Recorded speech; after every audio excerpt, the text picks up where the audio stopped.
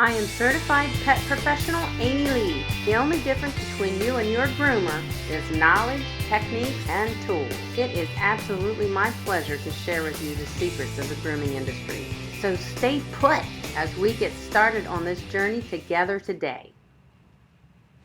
Thank you for joining me live from the grooming table. I am Amy Lee, certified professional pet groomer since 2003. But it is absolutely my pleasure to share with you the secrets of the pet grooming industry so you can provide quality care for your beloved pets at home. And that's what we do here every Monday, 5:30 Eastern Standard Time. Thank you for joining me, my friends. And happy Canadian Thanksgiving to all my Canadian friends. I didn't forget, I see it in the chat. I hope you guys are having a wonderful holiday. We've got a great show planned for you, and thank you for taking time out of your holiday to be here with us. I did time out my Nightbot a little bit, so I toned him down a little from last week. He was throwing people in timeouts, and the only thing you're going to get in trouble for with the Nightbot, hopefully, is if you say some bad words. But my people don't talk that kind of stuff, so I'm not worried about it. It was horrible last week. All right, guys, we have a great topic tonight. This is one I should have done for you a long time ago. What was I waiting for? Don't know. Different dog coat types and how to care for them at home. There are specific dog coat types, and we've never really fully discussed that together. So I'm going to give you a little quick preview of what we're going to be showing here in our demo and what we're going to talk about. I hope you're going to enjoy it. I know you will. Okay, there are different coat types among the multitude of various dog breeds that we share our lives with. Today we will discuss the 6 main coat types, how to identify your dog's coat type, and what are the proper methods to care for your dog's coat, and what tools and products align with maintaining your specific dog's coat at home. So we got a lot of ground to cover. It's important to understand what coat type your dog has and how to properly maintain it. It's very important. The skin and coat play a crucial part in your dog's overall health and well-being. We know that, guys. We talk about that all the time. The skin is the largest organ in your dog's body, so it's very important that we understand how to care for it and that we do so. Your dog's coat protects the skin from infections, from parasites, from sun, and other harmful elements that your dog will come in contact with daily. Their skin shields them from that. It shields them from injury. It shields them from disease. Skin and coat's very important. So it's the beginning to all grooming. I mean, it's the beginning of talking about how to provide any type of grooming care for our dogs. We need to understand the skin and coat. More importantly, since there are 6 different types of coat types, it's important that we understand those coat types and that you understand what coat type your dog has and how to properly care for it and not damage it. That's what's very important. So the 6 coat types are hairless, smooth, wire-coated, wire-haired, long-coated, curly-coated, and double-coated. Those are the 6 dog coats. That's the 6 types of coats your dog could have. He falls into one of those categories. So I just realized that I forgot to add in my demo, so I need to do that right now. Oh my gosh, guys. I forgot to put it into my OBS, so I'm going to add it right now, and we are going to jump into it because I worked on it pretty hard, guys, and I hope that it is very extensive in giving you all the information that you guys may be looking for when it comes to understanding your dog's coat type and how to care for it. So as soon as I find it, there it is. Good grief. I tell you what, guys, I can be a hurting puppy sometimes. All right, here it is. Oh, found it. All right, forgive me. Hopefully the Nightbot's behaving. I think the Nightbot is behaving, so yay, he can join us, he can hang with us. Let's give you that demo, guys. I think you're going to love it. It's ready, it's locked and loaded in the queue, and here it is. There are many different coat types among the multitude of various dog breeds we share our lives with. Today we will discuss the 6 main coat types, how to identify your dog's coat type, what are the proper methods to care for your dog's coat type, and what tools and products align with maintaining your specific dog breeds at home. It is important to understand what coat type your dog has and how to properly maintain it. The purpose of every dog's coat, in a nutshell, is to protect the dog's skin and regulate body temperature. Remember, the skin is the largest organ in your dog's body and ultimately one of the most important as well. The skin and coat play a crucial part of your dog's overall health and well-being. Your dog's coat protects the skin from infections, from parasites, from the sun, and other harmful elements your dog will come in contact with daily. It shields your dog from injury and disease. Your dog's coat has a purpose. If we take the coat from your dog through improper grooming practices, we would be opening the door of potentially harming your dog. So let's begin this discussion with what are the 6 different coat types a dog may have. Let's begin with the hairless coat type. There are several dog breeds who fall under the hairless category. The Chinese crested is one of the most commonly seen, followed closely by the Mexican hairless, the Xolo. These dogs, depending on the breed, might be entirely hairless, other than a stray hair here and there, or they may have tufts of hair. The Chinese crested has a wonderful top knot, hence the name crested, the hair on the head that grows quite long. Hair care for tufted dogs isn't difficult. Just comb the tufts to keep them free of mats. In lieu of hair care, hairless dogs do need skin care. However, they need to be protected from sunburn using a dog-safe sunblock such as this one. One of the reasons so many hairless dogs can be seen wearing dog clothes is because the dogs can get cold, and also to protect them from sun and sunburn. Their skin often needs lotion to keep it from becoming dry and itchy. Use a gentle shampoo for dogs to keep their skin clean, and use a loofah to wash your hairless dog. This will also gently exfoliate and rejuvenate the skin. Smooth or short-coated dogs, such as the Doberman Pinscher, German short-haired pointers, Dachshunds, American Staffordshire Terrier, and many other breeds have a smooth or short coat. The coat generally lays close to the skin and is smooth to the touch when petting the dog in the direction that the coat grows, but when you pet the dog against the lay of the coat, the hairs can be prickly. You may see your dog shedding when you pet your short-haired breed against the lay of the coat. Often people choose a short-haired breed when they're selecting a dog to live with because they feel like it will shed less than other breeds. That can be true, and it is also not true. If you do not keep your dog bathed and brushed regularly, you'll find that your short-haired breed, such as a Great Dane or a Bulldog, shed tremendously. Smooth and short-haired dogs do shed, and some shed quite a bit. It's just that they shed short, rigid hairs instead of long hairs like other shedding breeds. Regular brushing with a soft bristle brush, such as a boar bristle brush, can help get the loose, dead hair out of the coat. This brushing will also keep the skin and coat healthier too by distributing skin oils throughout the coat. Some short-coated dogs are prone to contract allergies. After they're running around outside or running through bushes and stuff, they're in contact with a lot of things outside. And because they have a short coat and not a long coat, allergies tend to find your dog's skin a little easier than a dog with a long coat. Short-coated dogs can absolutely be heavy shedding dogs. I'm telling you guys. Don't be confused by the fact that your dog has a short coat, or you're choosing a dog with a short coat thinking he's not going to be a heavy to moderate shedder. He may be. But the key to that is putting your dog on a regular bathing schedule. I'd say every 4 to 6 weeks, and brushing daily. And your short-haired breed will not be a heavy shedder.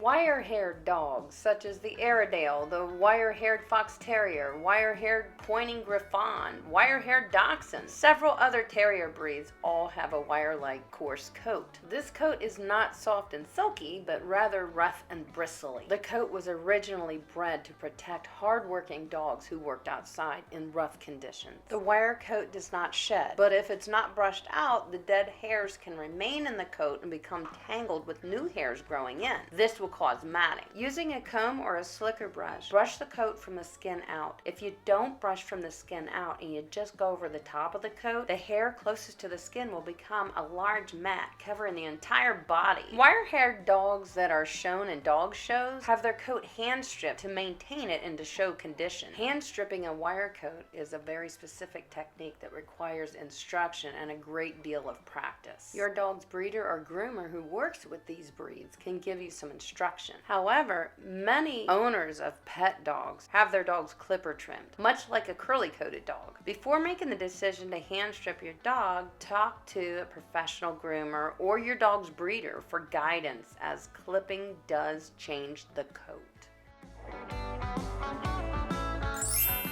Long-coated dogs. There are a tremendous variety of dogs with a long coat. From the Afghan Hound to bearded Collie to the Commodore dog to the smaller Shih Tzu, the Havanese, Yorkshire Terriers, Maltese. No matter the breed or length of coat, all long-haired dogs need regular coat care. A long coat is more likely to tangle and mat than many other coat types, especially in places where the coat moves, such as between and behind the legs, as well as the softer coat behind the ears. Many long-coated dogs require brushing and combing daily, without fail, and sometimes even a second time after activity. A long coat should be brushed or combed from the skin to the ends of the hair. If the coat is especially thick or long, you may need to do each length in sections before you can do the entire length. If you find a tangle or a mat, do not ignore it.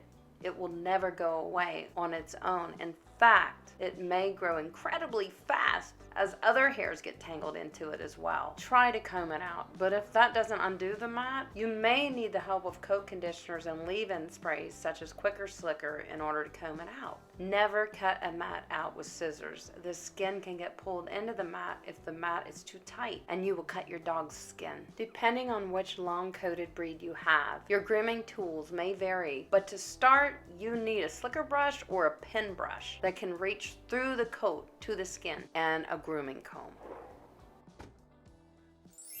Curly-coated dogs. Poodles and Bichons, they're the best known curly-coated dogs. Curly-coated retrievers, Portuguese water dogs, American water spaniels are just a few others. The curly coat is curled, as the name says, but the amount of tightness of the curl can vary depending on the breed or the individual dog. Curly coats are attractive and considered low shedding, but are not necessarily easy to care for. Dirt and debris can get caught in the coat rather than falling out as it may do so in other coat types. It will remain in the curly coat until brushed out or washed out. Using a slicker brush, the coat should be brushed from the skin out, making sure there are no tangles, mats, or debris in the coat. Finish by going through the coat with a comb to get the loose hair or small tangles out, and then use something like Quick or Slicker and other coat conditioning sprays. They're a must in maintaining this coat type during routine brush outs. Curly coats can be trimmed regularly to keep the coat at a length that you're willing to care for. Although you can learn how to do this yourself, most owners take a dog to a professional groomer for these trims. The curly coat is a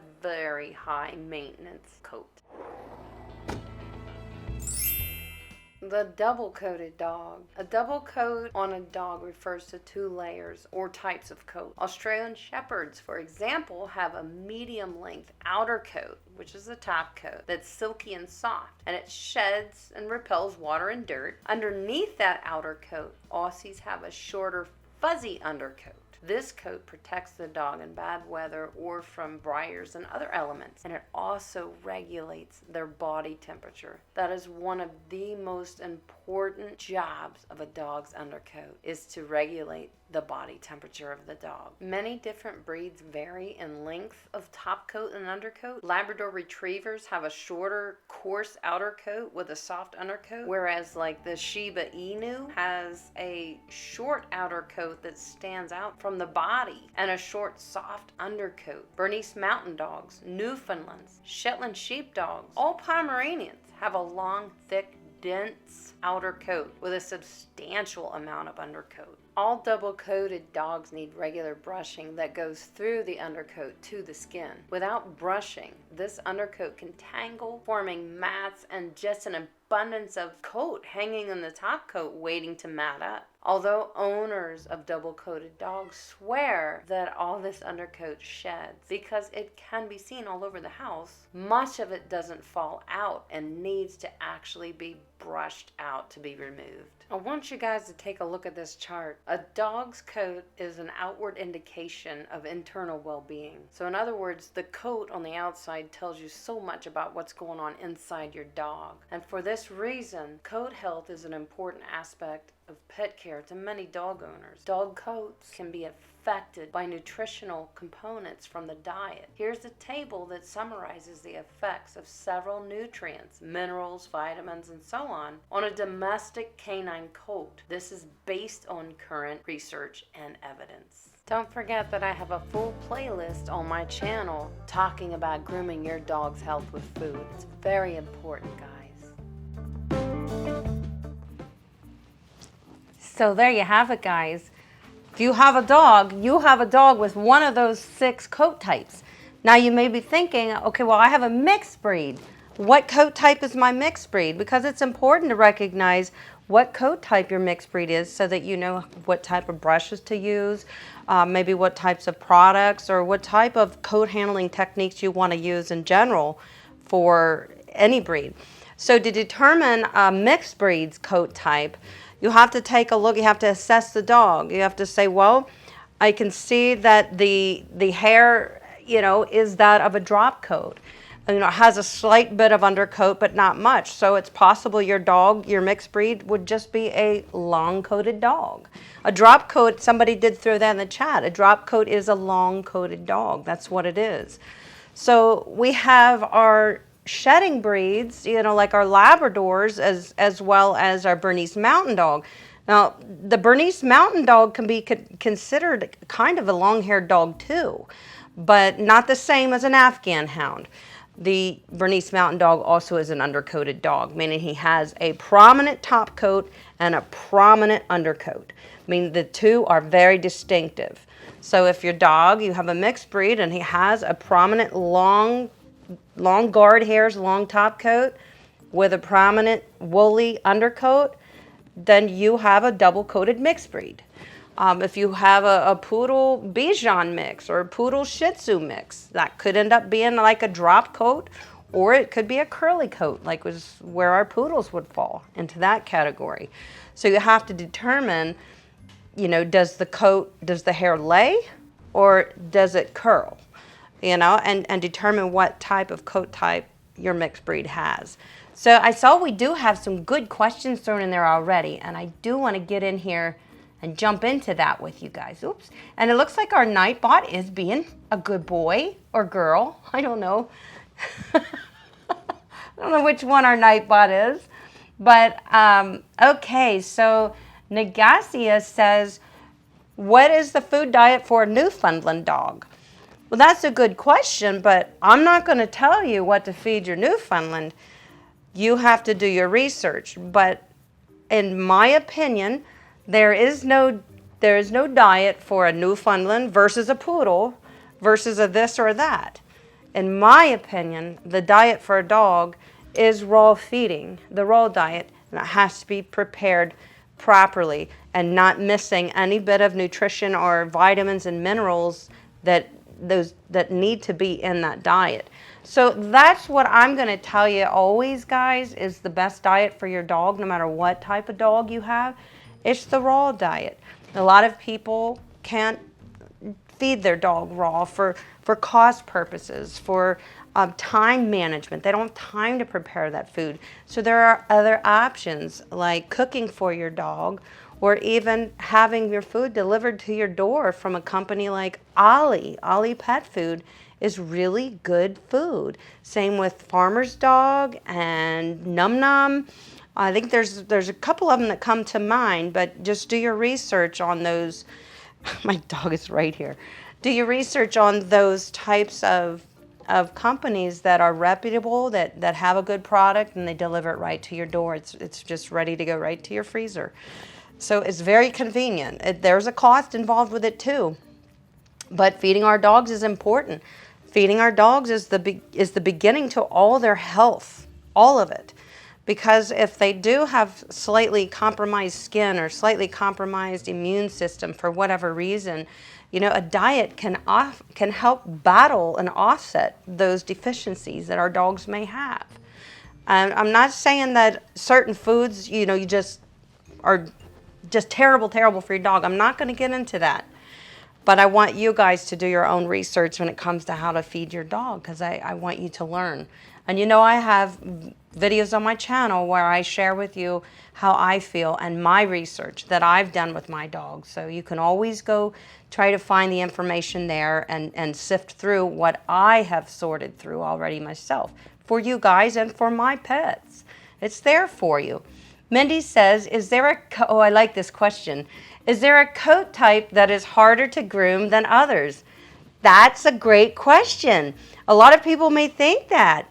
Okay, well, in my opinion, as far as I'm concerned, is there a coat type that's harder to groom than others? Well, let's say if my scissor skills weren't so good or up to par, or I was still, honing in those skills, I probably would fear scissor trimming. Something like a Bichon or Poodle, stuff like that. I would probably have to say, oh, yeah, that's the hard one. That's a hard one to do. You got to get the top knot right. You got to get the head right on a Bichon. And if my scissoring skills are not up to par, it's going to look terrible. But I'm very comfortable with my scissoring skills, so I wouldn't say, and for me, a Bichon or a Poodle intimidates me at all. Not at all. What I would say intimidates me the most to this day as a groomer to groom is hand stripping. If somebody brought me a dog that has been hand stripped, or that they wanted to begin as a puppy with hand stripping, I would refer them to somebody else, because I realize the importance of hand stripping, and it has to be done right. And if it is the best way to handle that wire coat. That goes for all wire-haired coated dogs, guys. Hand stripping, removing the hair from the follicles gently through different types of carding and hand stripping techniques is the way to handle that coat. So I do know how to do it. I just don't practice it, like hardly ever. The only time I get to have my hands on something like that where I would be hand stripping is when I'm volunteering to help another breeder or another groomer who breeds to show their dogs. I did that once before, and I still only kind of did most of the prep work for the dogs, and she did the hand stripping. But I mean, there's an art to that, and if it's not your specialty, then you shouldn't do it as a professional. And that's fine to say, I don't specialize in that. That's okay. Doctors, don't specialize in certain type of care, like eye care. We have eye doctors, and then we have our family doctors. And if we had a problem with our eyes, our family doctor is going to recognize it and say, you need to go see the eye doctor. So it's okay as a groomer to say, I'm not the one to do the hand stripping, but make sure you do your research as a professional and have somebody on hand that you can suggest the client go to this person. It's a reputable person. And oftentimes you'll find that the people who specialize in hand stripping, they're the breeders. And they will do it. They don't groom for a living, but they will groom and charge you to hand strip their dogs.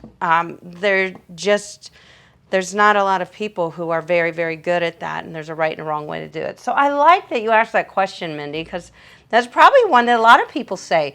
One of the Some of my favorite breeds to trim are like Schnauzers and Yorkies and Westies.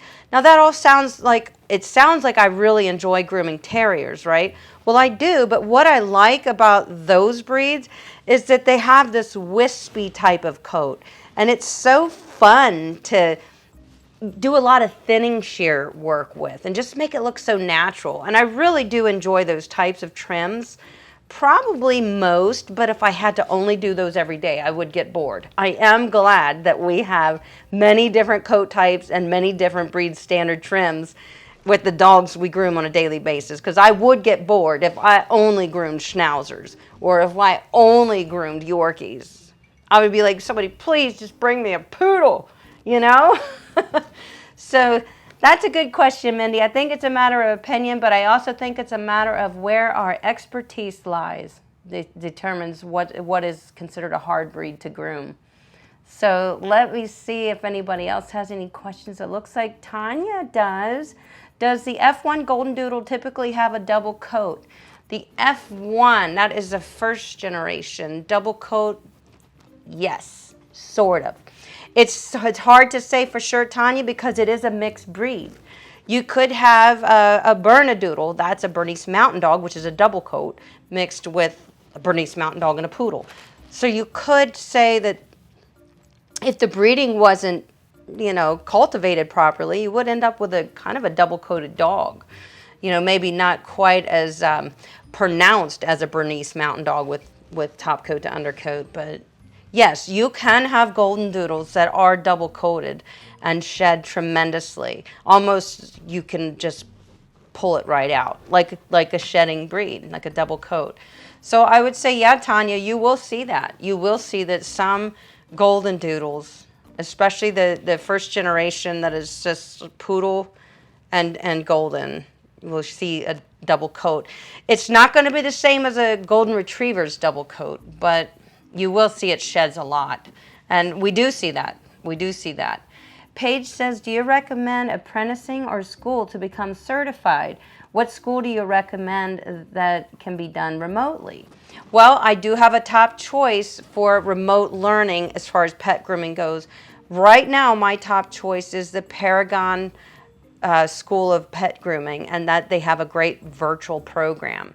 And I think several people here in the chat today, guys, if you're in that program, type in I'm taking the Paragon virtual class. Let people know that, because you guys can hit each other up and talk about it too, as far as say what you think about it, or exchange email addresses and discuss that with somebody who's actually in the class.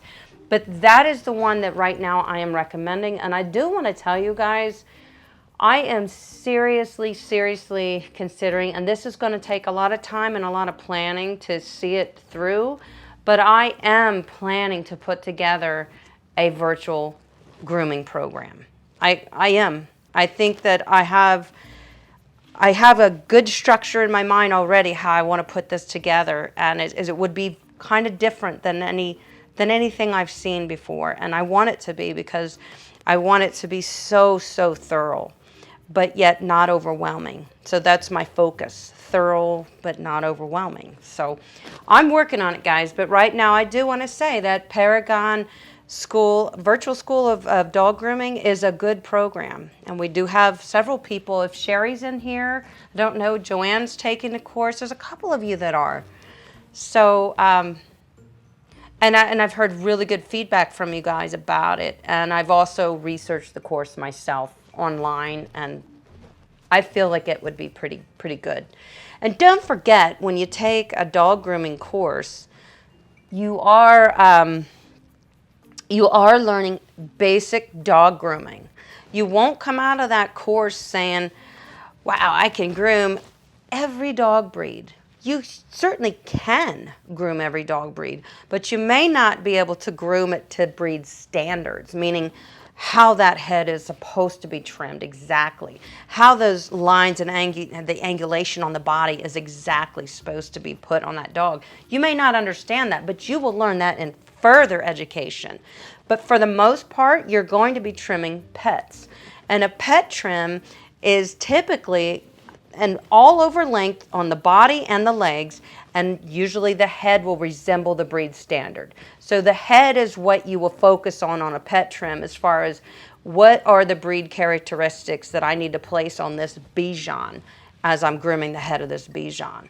The body and the legs I can just groom with say a number 4 blade or a number 1 snap-on comb, and then do some scissoring, touch everything up. It's a pet trim.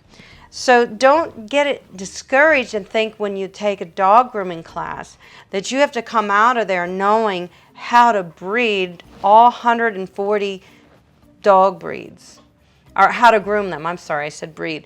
How to groom them all individually. You really just need to know how the head and the feet and the tail, basically, and ears are supposed to be groomed. The rest of it is kind of all the same when we're talking pet trimming.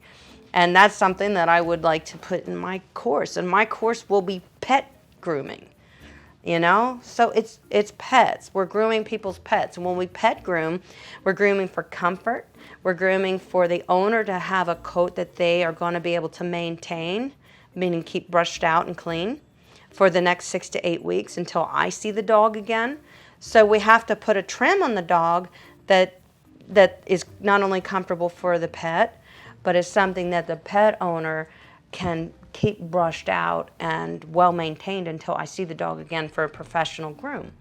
So when I say well maintained, something that they can do, meaning if the pet owner isn't having good success brushing their dog at home, then I'm not going to leave 4 inches of coat on that dog, because they'll never be able to get it brushed out and the dog's going to mat. And yes, maybe in 6 to 8 weeks I could demat that dog, but why would I want a dog to walk around with mats for 3 weeks until it gets back to me?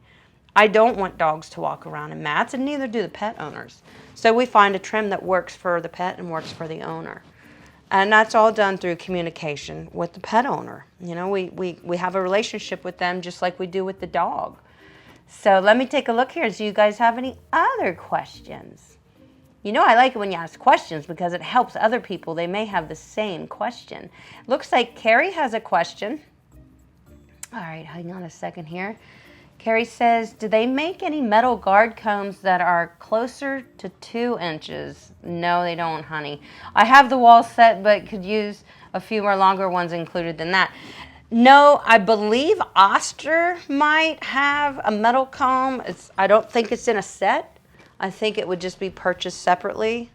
I believe Oster might have one, but I will be honest with you, anything longer than is it the E-comb? I forget what the longest letter comb, let's just say the longest wall snap-on comb, the stainless steel version.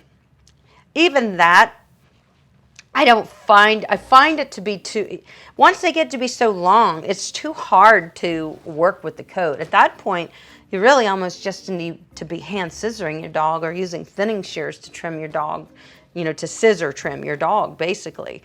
In my opinion, if you need anything like a 2-inch long coat, then you need to learn how to scissor the dog, because the clipper's not, with that long of a guard comb, is just, you're going to end up doing most scissor work on that anyway, because it's going to just leave so much behind. So I do think that Oster may make one. Go check that out. I'm not interested in using it if they do. And so I say that because I think I've seen them before at shows, but I'm not sure. Mindy says, my Shih Tzu is allergic to shampoo I changed to. Should I wash her now with the old shampoo or wait 4 to 6 weeks? Not a bad reaction of what you would think when you think of what you would think when you think allergic reaction. So it wasn't terrible. What I would do, Mindy, or anybody, if you have a dog that reacts, or just saying the dog kind of seems to be reacting from something outside is bothering your dog too, what I would suggest to do is to just put them in your tub at home, fill it up with about that much water, depending on the size of your dog, but put it in there. If you can, leash them in the tub so they don't jump out, just with warm water and Epsom salt. And the ratio for that Epsom salt would just be the amount that we would use if we were going to soak our bodies in the tub, okay? I think it's usually going to say about 2 cups, but make sure you got a good amount of water in there. And I'm telling you that Epsom salt is a miracle product. It is so good for healing abrasions, scrapes. It's good for balancing the skin. It softens the skin and coat. It's good for muscle pain if your dog has arthritis. An Epsom bath soak, and just have them stand in it and gently just take a cup and just keep drizzling it over their body and their legs. Don't get it in their eyes and don't get it in their mouth, because it is a laxative if they drink it. So don't let them drink it because it has salt in it. We actually can drink it. I was researching that, but not our dogs apparently. And we know their system's different than ours, so can't forget that. But yeah, Mindy, that's my suggestion. If you don't have Epsom salt or you don't want to go through that, then if your dog is having an allergic reaction to a shampoo or something, please just rinse them. Rinse them with warm water in the tub. No products. Warm water, because it'll rinse things off of the skin and coat. And then pat it dry real good. Use your absorber towel to pull anything out from the skin, any moisture and any allergens that may be there. And you'll find that just that helps your dog if they're itchy or they're reacting to something outside, whether it was pollen or weeds or whatever. It really does work. So you don't always need to go for a product, guys. You know, if your dog's itchy, flaky, whatever, it's not always a need of shampooing your dog. It's mainly just rinsing stuff out of the coat, and you know, starting over with just rinsing stuff out of the coat. So hopefully that helps you, Mindy. Marlo, how you doing? Amy, I've forgotten, is Teddy Bear a double coat? Thanks. No, Teddy Bear is a King Charles Cavalier Spaniel and a poodle. Am I correct? He's not a... I'm trying to think. Okay, he's not a golden doodle. No. I think he's a Cavapoo or a Cavajan, one or the other. And no, he is a curly coat, Marlo, and I know that because I groomed Teddy. I've had my hands in his coat. He is a curly coated dog, like a poodle would be, or even a Portuguese water dog. Obviously, a poodle has tighter curls than a Portuguese water dog does, but he is a curly coated dog. That's what he is. Okay. And I want to say hello to Prima Bathing Systems. I saw they popped in here to say hello to us. They took time out of their busy day of making beautiful bathing systems for us to wash our dogs and say hello.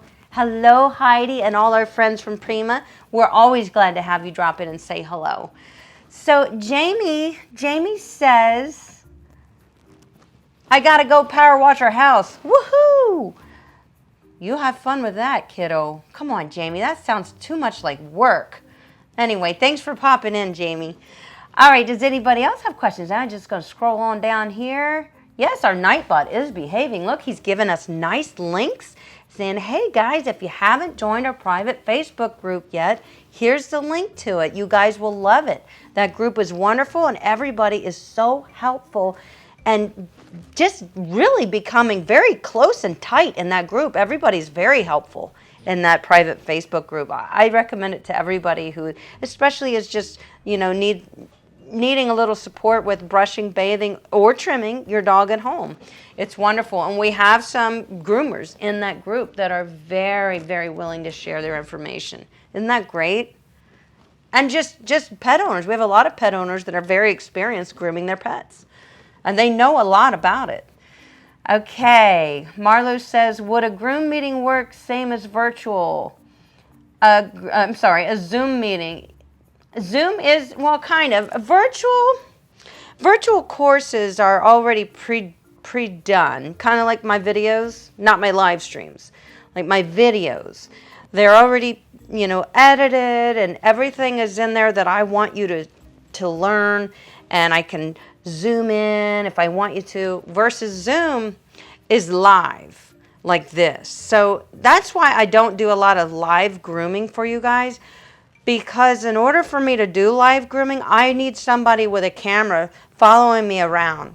That's the only way to show you what I need you to see. Otherwise, I feel it's a waste of time because you can't see. You can't see from this far away how I'm trimming the dog's nails or how I'm trimming the pads. So Zoom is not the same for me as far as me. When I put courses and stuff together, it's not going to be on Zoom. That's a live thing, and I just wouldn't be able to show my students what I need to show them. And I want to make sure that I give you guys the goods. You know, I'm really anal about that. Terry says, very excited to hear you want to start virtual school. I really do, Terry. In fact, you guys are the ones pushing. I get a lot of emails and a lot of requests. You know, could you put a course together, just a beginner's course? Or how about a course that, you know, are the things that often fall through the cracks in other courses? Like really getting down and dirty, talking about scissors and scissor techniques and clipper blades and clippers. Those things are just kind of skirted over. Not that I understand. But what about a course that just talks about those tools in depth? You know, I mean, that would be very beneficial, because a lot of people that are taking grooming courses, they're kind of lost with, well, I don't understand what that means with a 7 blade. Why would he use a 7 and not a 10?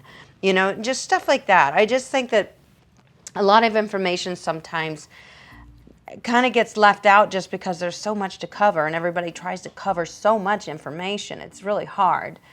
Carrie says, Amy, are you taking questions in the chat or in the forum? I submitted one in the forum for about an F1B Golden Doodle. I'm not doing my questions today, Carrie, from the Google Forms. So if you have a question, Carrie, throw it in there right now. Whatever your question is, just put it in our live chat right there, and I'll take a look at it, okay? Because right now I'm just looking at your questions in the live chat. Pam Neely likes my coffee cup. My best friend Erin got me this. She insists that I use it.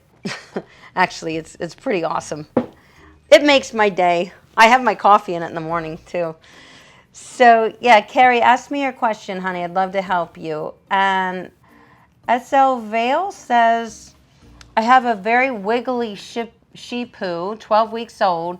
How can I get him to calm down and be able to stand still? That's a good question, one that a lot of people struggle with. Remember, on my channel, I have a really, really good video that helps talk about how to keep your dog safely on the grooming table. And it's not just safely on the grooming table, it actually changes their behavior when your dog is safely secured on a grooming table. Even if that's a portable grooming table, it's okay. If they feel safe and secure and they feel that you're confident with what you guys are doing together, they're going to behave better, typically.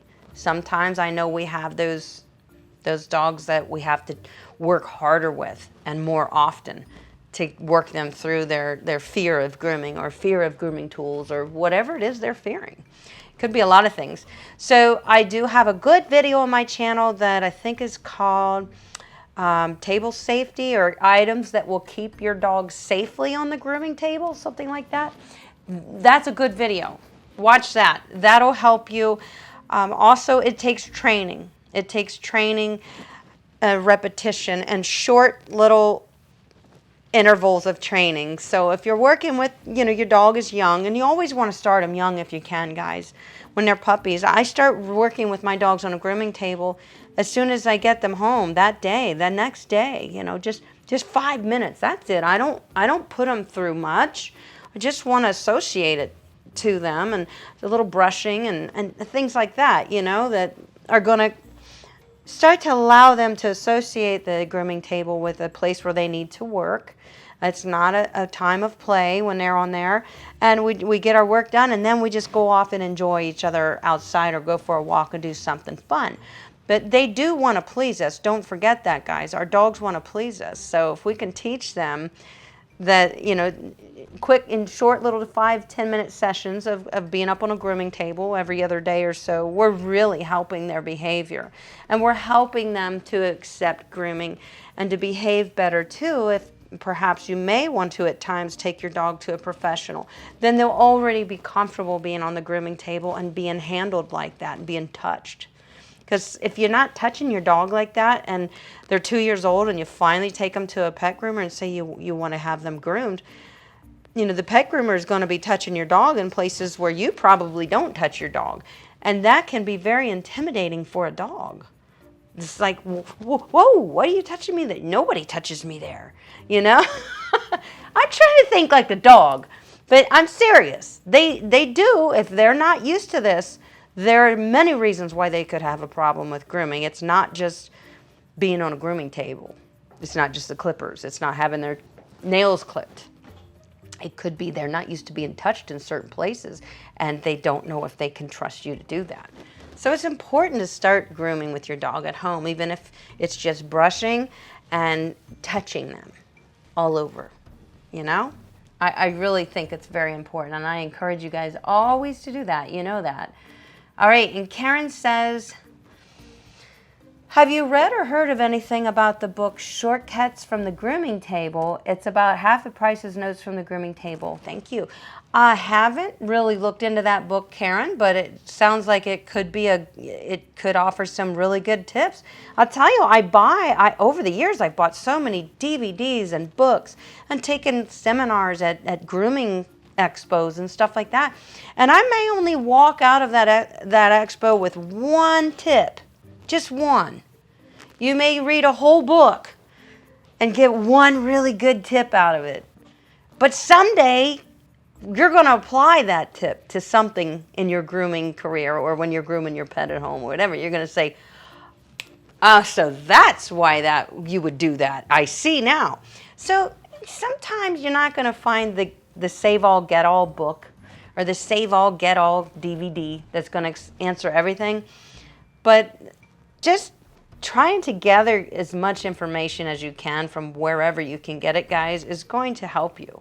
It is. Whether that's watching videos as well, or just watching people groom on YouTube. I know there's some channels where they strictly just groom. You don't talk. And it's really relaxing, but just watching it, you will learn. You will understand maybe why they're doing what they're doing. So hopefully that helps you, Karen. Jill says, is once a week often to bathe? Too often? Can I speak? Is once a week too often to bathe your dog? Depends on what the breed is, Jill. Obviously, a short-haired breed, like let's say a bulldog, has a short hair. Now they do shed, but they're short-haired. Versus a dog that, like a Bernese Mountain Dog or something that has a lot of coat, you're going to find that dogs that have a lot of coat are going to need bathed more often than your short-haired breeds. Your short-haired breeds definitely are easy to just take a boar bristle brush and brush when they're dry, like if they went outside and they may have gotten wet or a little bit dirty. When they come in and they dry, take a boar bristle brush and brush them. Their coat brushes out so nice and easily. And by using like a boar bristle brush on a short coat like that, you're just stimulating the natural oils to help continue to repel dirt and grime from your dog's coat. So that's why I say, Jill, it just depends on the dog breed. If they have a lot of thick coat or long coat, I still think once a week is quite often, unless they're really getting dirty and they're out running around and stuff in the woods and you go for hikes. But even then, I wouldn't bathe them with products once a week. I would just rinse them in the tub like we talked earlier, just to rinse things off of their skin and out of their coat, and that's safe because you're not putting anything drying in there at all.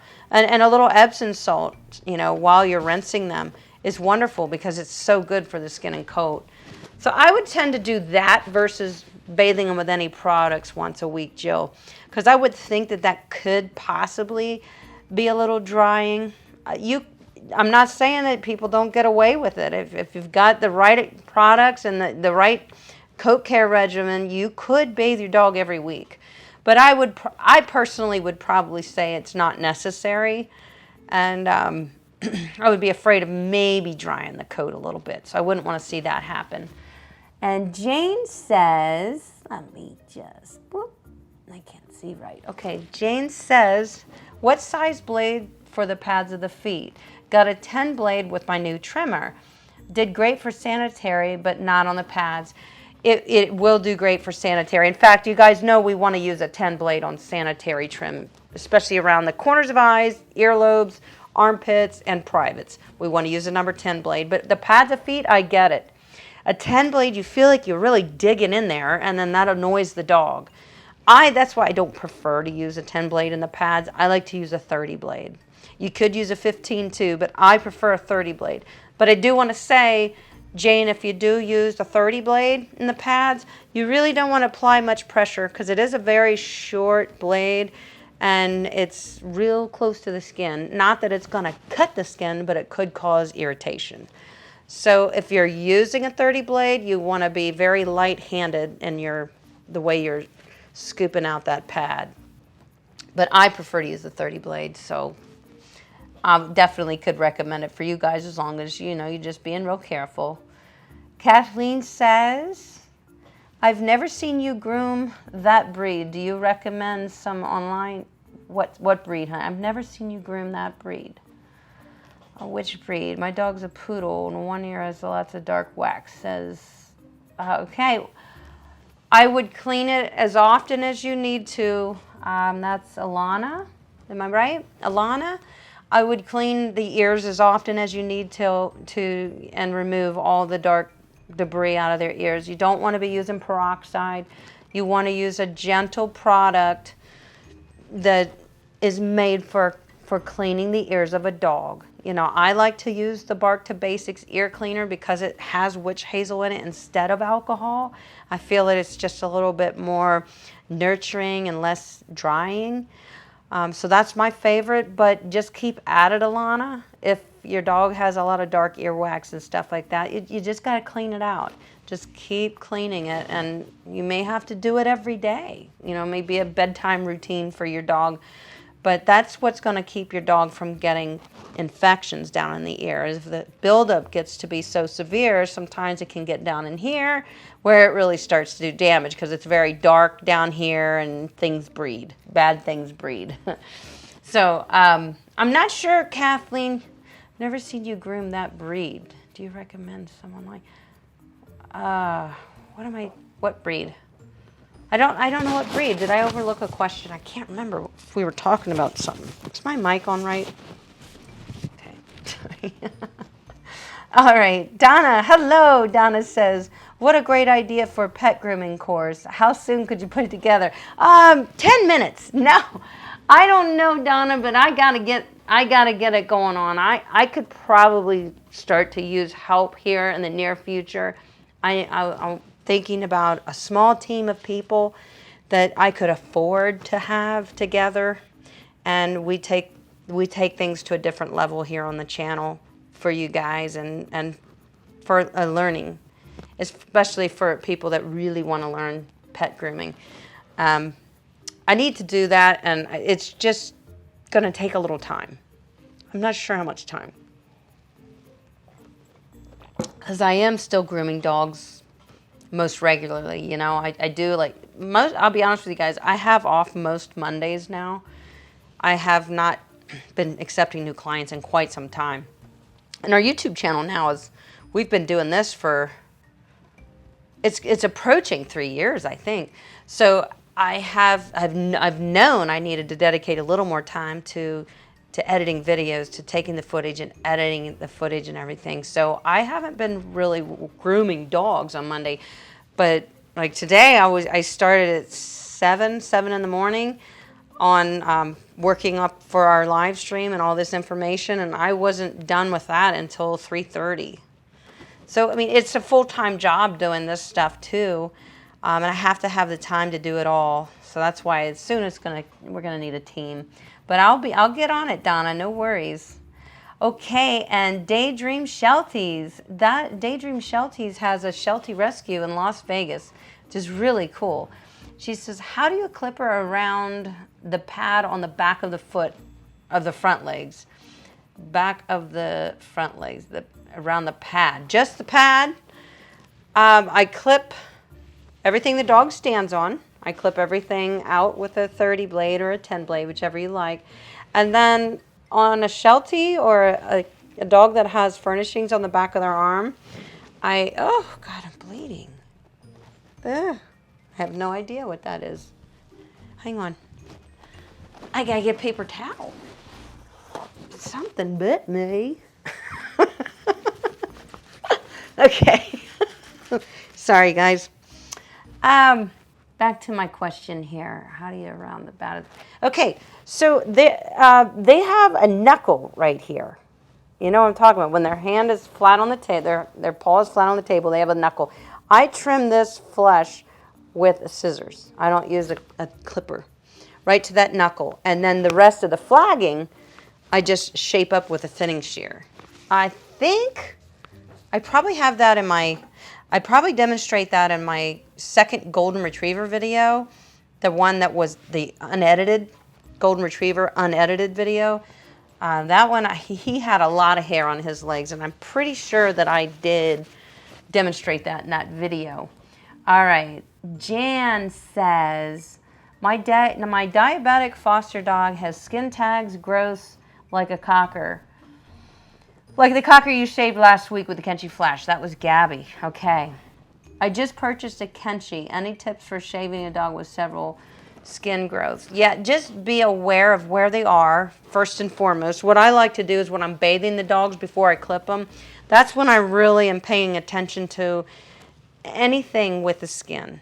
You know, any lumps, any warts, any abrasions, any ticks, anything like that. You know, I'm looking for all that in the tub, so that when I do get the dog back up on the grooming table and I'm clipping, I'm already aware of where they are, and I'm going to be just a little bit more careful, be particular about how I clip around them. You can clip around them, you just need to be careful. That's my best advice on that. I groom a lot of dogs with warts, especially as almost all dogs as they age, they all get warts. It's very common. So don't fear it, just try to be aware of where they are and be safe around them. Take your time. You can clip around them, absolutely. It doesn't really hurt the dog to clip around the warts, but just want to be careful. Janelle says, I just gave Ringo a bath with the Prima. Oh, you got a Prima, that's right. We both got wet. What do you suggest when all you have is a shower and a bathtub? No room for a real grooming tub. I am sweating. It was hard. All right. Well, let's see. Okay. So first of all, if you're using the Prima in your shower or bathtub, you probably are going to get a bit of backsplash. So you certainly could wear like a little rain poncho to keep it off of you and keep you dry. Also, you want to keep your dog from shaking. So you want to put your hand on the back of their neck while you're working with them, and it just kind of reminds them not to shake like that. It really does. So as far as we both got wet, what do you suggest all we have is a shower and a bathtub? Okay. I am sure that Prima saved you a lot of heartache with scrubbing your dog. You didn't have to be bent over in your tub scrubbing that dog. You could use the Prima, which just basically washes your dog. You just guide it where you want it to go, which is very nice. So I'm sure you're loving that, Janelle. You definitely want a portable grooming table if you're, then drying and brushing your dog and trimming your dog. You don't want to be doing that on the floor. You're going to hurt yourself. You're going to hurt your back. And your dog is not going to behave the same way if you're on the floor, because he feels like he has room to go away, and that's what he's going to be thinking about doing. So it's always good to have a setup for your dog, and they know they have to stay there, and it's easier to help them understand that they have to stay there too. I think that's true too. I'm seeing a lot of really nice comments, guys. I really appreciate all the positive influence and support that you guys always give constantly, and it really makes me want to just do more and more for you. It really does, because I know it's helping you, because you tell me so willingly, and I appreciate it. Thank you, guys. Melissa says, I'd be willing to help you with grooming course, Amy. You would? Well, you have some ideas, or what are you thinking? Maybe you should email me, Melissa. Do you have credentials? It sounds like you're a little computer savvy. That would be helpful. Why don't you email me, Melissa? You know my email's in the description of every video. We can chit chat about that. All right, Isis says, sorry if you've mentioned it. I missed it, and if I missed it before, but the Epsom salt bath soap, do you rinse it with clean water or leave it in the skin? That's a good question because I didn't say if I did or not. No, you leave it in. You can rinse it a little bit with, like, just turn the spigot on again and rinse a little bit off, because unless it's got a lot of Epsom salt in it, it may tend to leave a little bit of a chalky film on your dog. It shouldn't, though, honestly. I just gave little Gus an Epsom bath soak last week because he actually was limping. His leg was limping, and he's really hard on himself when he plays. And I was afraid that he did something else, like blew out his knee or something. So Alex and I were sweating it a little bit, but he bounced right back. And he enjoyed that Epsom salt bath. But what I noticed is his skin and coat is so soft and shiny and beautiful right now. And I was like, man, that Epsom salt soak not only helped his muscle, but it helped his skin. And his skin was looking pretty good already, I thought. So I was impressed. But I don't really rinse it off. You know, it's okay to leave it on there because it's good for their skin and it's good for their coat. But you can, if you had a real thick breed of a dog, and like I was talking about a short-haired breed with a bulldog. If you had a thick breed, I probably would rinse it a little bit. But don't sweat it. Don't think you have to rinse it out because it is good for their skin to leave it in there. Okay, so hopefully that helped you out, Izza. Carrie says, Amy, you jumped over my question. I'm sorry, Carrie. Let me go back and look. I do it sometimes, you know. I have to have the Nightbot put me in a timeout. Carrie says, my 15-week F1B Golden Doodle, face and ears are like a poodle. Body is thin and fuzzy. Do you groom? Do I groom? Oh, hold on. Gus wants out. Go ahead. Alex just got home. Gus was going to freak out. Okay, she says, okay, where was, hi. Oh, come down here to check on you because you're missing questions in the chat. I am missing questions. You are missing questions. Am I missing a lot? Oh, they're all pissed off on there. They're so angry at you. I'm kidding. No, but you are missing some questions. I know. You need help. I know I need help. Besides mentally. Need you to help me. I'm here. Okay, so Carrie says 15-week-old, so that's a little more than 3 months old. Face and ears are like a poodle, so it's kind of like my Gus. Body is thin and fuzzy. Do I groom or bathe and brush? When will I see her adult hair? Usually the adult hair starts to come in around 5 to 6 months. It comes in pretty good right about that age and just gets more and more. About 6, 7 months you should see most of the adult hair in your Golden Doodle, but it'll still take till about a year old till it's all adult hair for sure. If the dog looks like a poodle and you like that look, like me personally, I like our Gus to look like a poodle because he does look like a poodle. So I trim him like a poodle. You're selfish. I am. But here's the thing. He can't really grow a muzzle. He doesn't really, it won't really grow. It's the weirdest thing. That was the question I was going to tell you. What was that? The question you just answered. Oh, the one that carries? Carrie, yeah. Okay. So hopefully that She was did. crying and upset. She's upset. She's mad at me. Okay. All right. I think I got. Snake Angel said, any tips on doing legs and paw pads? I struggle with them for some reason. Legs and paw pads. I have a really good thorough video that shows you legs and paw pads in one video. Is the Cavajon video with Charlie. So Snake Angel, I think you have a little white mixed breed or a little white Maltese or something. That would probably show you really well. I also do have a Maltese groom on my channel, a full groom. So those 2 videos alone would help you a lot, Snake Angel, to groom your little, I think your little dog's name is Maggie, I think. Anyway, hopefully I'm not wrong. Okay. So am I caught up? How about using a laundry tub? Marlo says, oh, for the little dog to wash. If your dog is little enough, of course that's good. Jill says, for the Wall KM10 replacement blade, do you recommend the Ultimate Competition Series? Yeah, I like that. You know, I like that series. The Ultimate Competition series, just the Competition series wall, those are good blades. There's a coarse wall blade, not skip tooth, coarse wall blade. I use all those. Those are pretty much all I use. But I also use Andis blades too, guys. So don't think that the Andis blades are bad. They're not bad. I feel like the wall blades last longer. I've used so many different blades.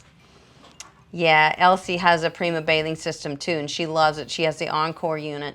And you guys know when we hit 50,000, somebody's getting one. I'm going to give another one away. So let me just rush down here. Janelle says, yes, I am drying him, and wow, the fur is flying. Thanks. Yeah, I bet, especially if you're using a dryer. But by getting him so clean with your Prima bathing system, because Janelle, you bought one too. And that makes a big difference in how you're able to de-shed your dog. Just using like the Prima bathing system, it cleans them so well that all that dead shedded hair just wants to slide right out when they're clean. Nightbot may time you out if... Oh, yes. Yeah, don't do all caps. Be careful, guys. Did I miss something, Carrie? Amy, just a suggestion for questions. It might be easier for you questions of... No, we can't do capital letters because the Nightbot will get mad and start throwing people out. Because the Nightbot thinks the capital letters is yelling. Yelling! All right, so Karen says, my sister's cockapoo always has tear stains. She cooks homemade food, uses tear stain cleaner, and cleans her around the eyes with a trimmer and everything like that. So any reason for it? Yeah, here's the thing. Sometimes it is genetics, guys. It really is. It's just your dog's chemistry, and when they tear, they have a lot of mineral or something or iron. I don't know what it is, but it stains. So it has a lot to do with their chemistry, because you'll see, and I've seen this as a pet groomer. I've had multiple dogs that were like the sister owned a boy from the same litter, and mom had a girl from the same litter, same dog. And this dog over here never stains, and this one has it terrible.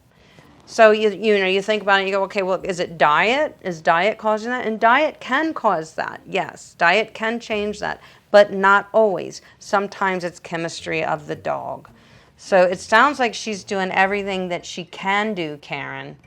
The only other thing she could try to do is to give the dog bottled water if there's an abundance of minerals in the water, and try to just give distilled water. That sometimes can change with the staining of the eyes. It's all just kind of trial and error till you find something that works. But I will say that one of our subscribers here, Grace T, she switched her dog from, kibble diet, normal dog food, to just cooking for her. And she sent me pictures. I shared it with you guys before. And her dogs, it took months, several months, but it completely cleared up. She has a Shih Tzu. So it definitely can help.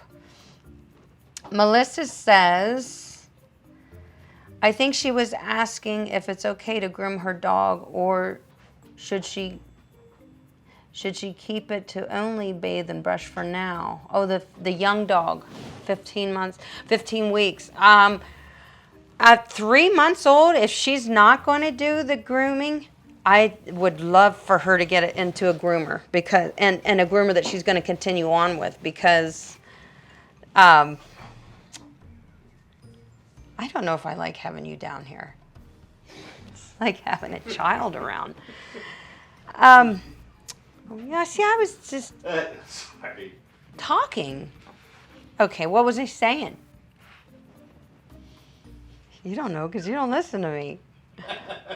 All right, so, the 15-week-old golden doodle. I would get it in with a groomer, because it needs to learn to get up on the grooming table before it's really big and scared of the grooming table. So I forget whose question that was, but if you're not going to do the grooming part, then definitely schedule your dog with a groomer now. About 3 months old, I definitely would suggest that.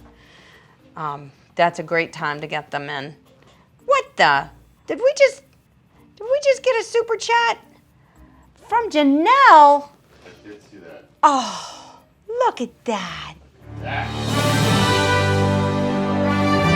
Thank you, Janelle, for that super chat. You're getting saluted. Absolutely. Thank you. You're welcome. She says, for all the help, I can hardly see it. For all you help us with, thank you from my heart. Don't laugh at me. My vision is really with the screen. You're welcome, Janelle. It is my pleasure. You know that. Thank you. Silly. Stop laughing at me, Alex. I'm getting old. All right. And Kathleen says, I need to learn how to answer folks. The live chat. Oh, you're doing okay. You're doing okay, Kathleen. Karen says, my Bichon's face gets dirty and the eyes are tear stained. I wash the face and under the eyes frequently with dog face wash. Is that too much? You wouldn't need to. Just be very gentle. I wouldn't get her in the tub and wash her face all the time. Yeah, I'd say that could be a bit too much. Just definitely wipe with, there's gentle eye tear stain wipes you can get for your dog. That's convenient too, because you can just grab one, gently wipe it out and call it good for today. Because you don't want to soften up or irritate these soft parts of their eye right here. That can get irritated. You know, you obviously don't want to go at it too much. So I think washing it, scrubbing it every day, maybe be too much, you know. I wouldn't say you should have to. I wouldn't think so. Okay, so Jan says, is the Kenchi Flash able to use the wall steel combs that you use? No, it's not. And that was one of the things that I said in the demo that I did, was one of the downfalls, because the steel guard combs definitely stay on better, and they also glide through the coat better. And I think that Kenchi is probably going to soon pick up on the fact that the Wall Bravera has that, and the Cremata, I think is the other wall one. They do have their own set of stainless wall combs, and it would be specific to the Kenchi when they make them. You can't use, you know, the ones I use on my detachable blade clipper. They won't work for the Kenchi or for even the Bravera. It's a smaller blade, so it has to be specific for the clipper. And no, Kenchi does not have them. They have plastic ones that are okay, but I've never been a fan of plastic guard combs, so I do want to be honest with you guys and tell you that. Terry's got to go. You have a good week too, Terry. Thank you for jumping in. All right, did I catch up with everybody? Because I think it's, we are getting a little late here. Amy, I had asked this. This is from Marlo. I've been looking for a combo laundry tub and a dog grooming tub. Has anybody heard of that kind of combo? Laundry and dog grooming tub. That would be an answer to my lack of room as well. Well, and he's sort of medium-sized dog. If he was really small, I'd say just the laundry room tub sink would be fine. They do make portable tubs that you can probably put in a stand-up shower too, Marlo. That might be a solution. Tractor Supply has all different kinds of tub sizes too. Tractor Supplies, yeah, they do. Tubs for feeding animals and stuff, but you could probably use them. Well, she's talking about something for inside. Well, how big is the dog? It's Teddy. You met Teddy. Marlo? He's not very big. Okay. You met him. Just an idea. Yeah, well, Tractor Supply does actually have a lot of cool stuff. We'll definitely walk around there and talk to the clerks and see if they have any suggestions or anything. Well, guys, I'm going to let you go because I know you guys have to be getting hungry and you have to be getting tired of hearing me talk. So is the husband. And the husband says he's tired of hearing me talk. So. No, I'm hungry. I'm hungry. God. He should be making my dinner on Mondays, right, guys? I am. Who do you want me to call? All right. I hope that we have learned a lot here together, just like we always do, guys. I'm going to thank you for being here. It's my pleasure to share these secrets with you, and I'm so thankful that you guys share everything that you share in the chat, too. Don't forget about the private Facebook group. Join that. Just send a request to be a member and I will approve you. It is a wonderful place to continue learning. You learn just tips and tricks, also just to put a smile on your face because everybody in there is so nice and their dogs are beautiful.